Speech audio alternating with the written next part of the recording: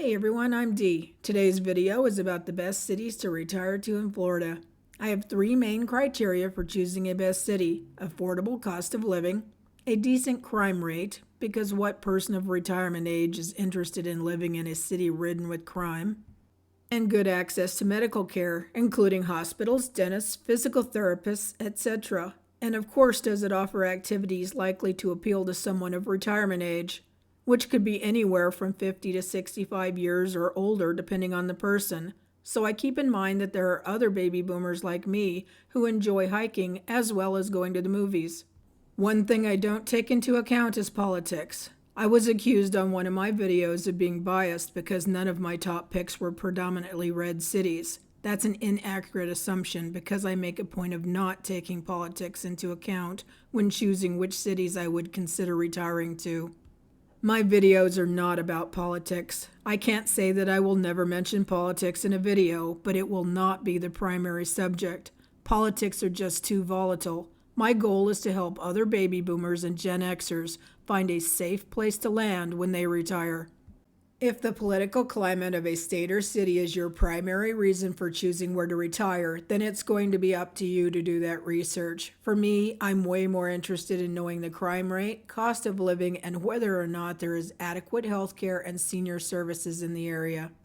And as a dog lover, whether or not the city is dog friendly is also a big plus, though I find reliable information regarding dog friendliness hard to find.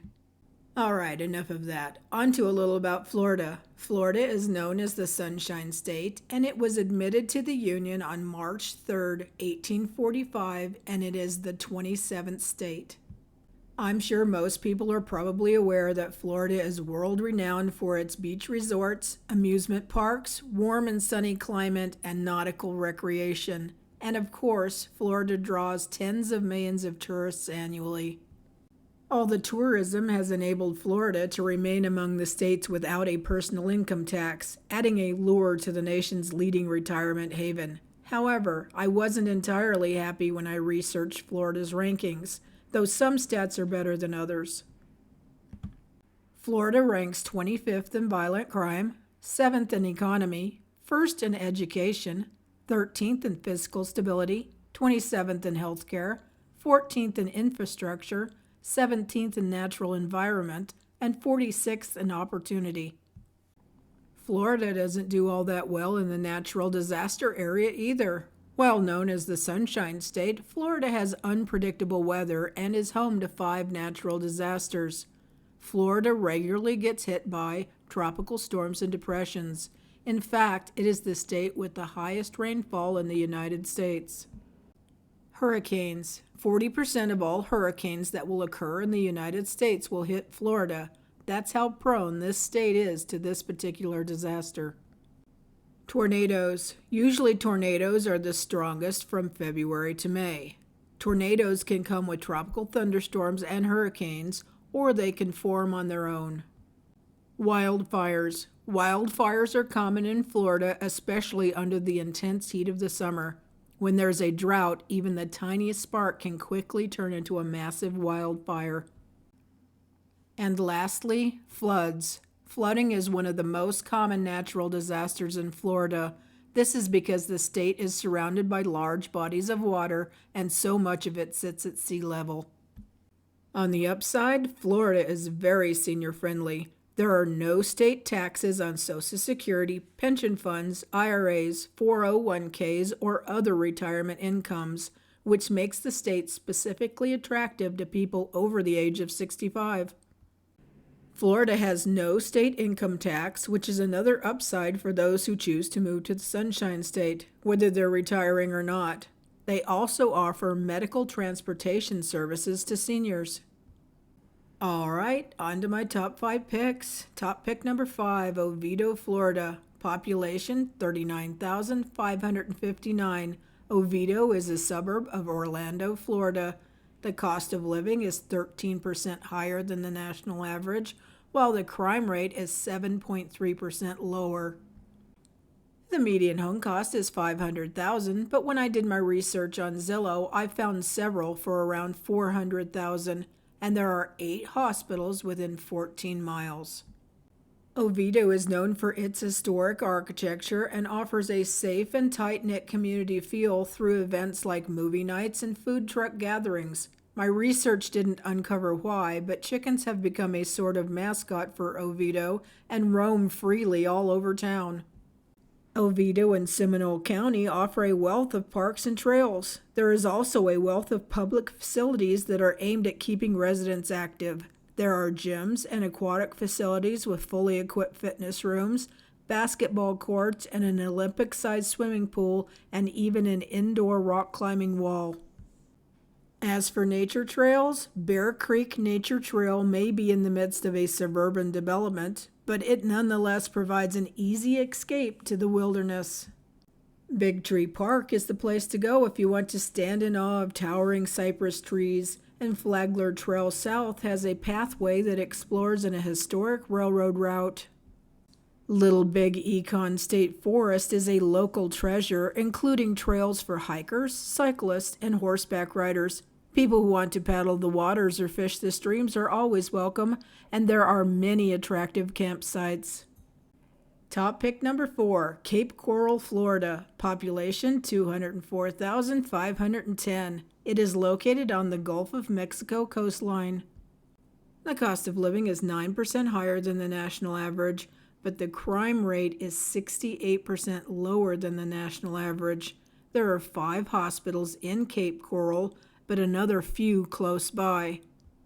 The median home value is $401,000, but there are new construction homes that are around 1,300 square feet for $301,000. Cape Coral is a city in southwest Florida known for its many canals. Serenia Vista Park has kayak routes to an aquatic preserve where manatees call home and birds wade amid mangroves. Yacht Club Community Park has a beach and pier on the river, and to the north, 4 Mile Cove Ecological Preserve attracts herons and ibis.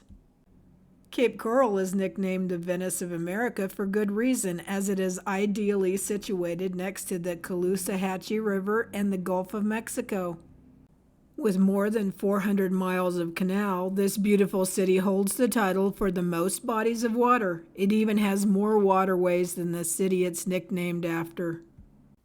If you do decide to retire to Cape Coral, which I have to admit I'm considering, you will enjoy exotic beaches, bridges and waterways that crisscross throughout the town, and beautiful year-round vegetation. You also have the added benefit of being able to fish, boat, ski, and swim right from your backyard. Top pick number 3, Midway, Florida. Population 3,434. Midway is located in the Panhandle and is a suburb of Tallahassee. The cost of living is 4.1% lower than the national average. The crime rate is 8.9% lower. The median home value is $300,000, and there are 2 hospitals within 13 miles. Midway is 30 miles north of the Gulf of Mexico and just 20 miles from the Georgia border. Living in Midway, Florida is a unique experience with its close proximity to the Gulf Coast beaches and its small town feel.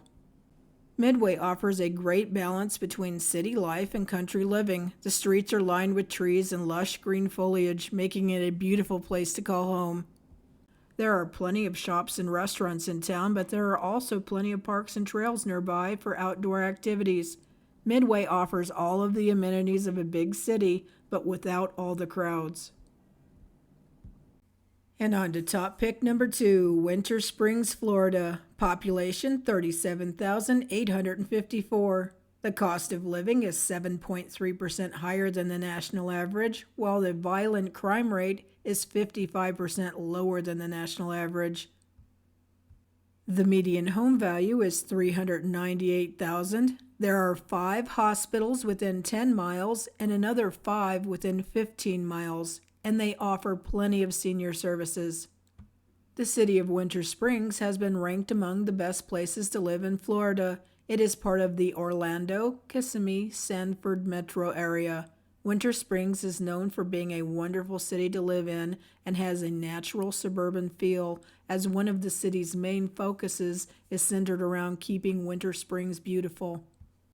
Winter Springs is a great choice for anyone wanting to be close to Orlando but crave living where the crime rate is much safer and the cost of living is lower than other communities in the Seminole County. The commute from Winter Springs to Orlando is 15 minutes or so. Winter Springs culture is centered around family, and the schools are highly rated as well as their parks. And by all accounts, the community spirit is definitely alive in Winter Springs. And before I move on, I want to say thank you for watching, as it means a lot to me and my family. If you found this information helpful, I would appreciate it if you take a second to like, subscribe, and comment. Now on to topic number 1, Sebastian, Florida. Population 26,232. Sebastian is located along the Atlantic coast. The cost of living is 2.4% lower than the national average. The crime rate is 72% lower than the national average. The median home value is $190,000. There is one hospital within 2 miles, but another 2 within 15 miles. One reason Sebastian made my number 1 spot is the fact that it's made so many of the various safest cities in Florida lists. That, combined with its low cost of living, made it an easy choice to make. But you're not just getting a safe, low-cost city if you do decide to retire here. It also has an abundance of natural splendor and a rich, fascinating history. Sebastian runs along Indian River Lagoon, which is considered North America's most biologically diverse estuary. 2, Sebastian Inlet is considered Florida's premier fishing and surfing center on the East Coast. It also offers a vast array of activities and attractions and is home to Pelican Island, America's first national wildlife refuge. You'll find pristine waterways perfect for kayaking and paddleboarding, world-renowned surfing and skydiving, and abundant birding and wildlife viewing.